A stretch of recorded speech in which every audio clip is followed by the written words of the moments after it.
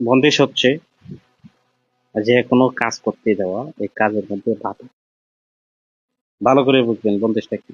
যে কোনো কাজ করতে গেছেন, ওই কাজের মধ্যে কি বাধা, ব্যবসা বাণিজ্যে বাধা, আয় উন্নতিতে বাধা, পড়ালেখার মধ্যে বাধা।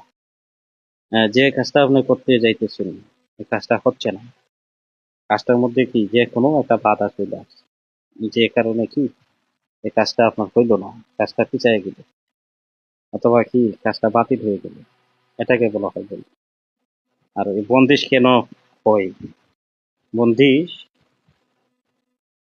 বিভিন্ন আপনার দুশমন থাকতে পারে, বিভিন্ন শত্রু থাকতে পারে, যারা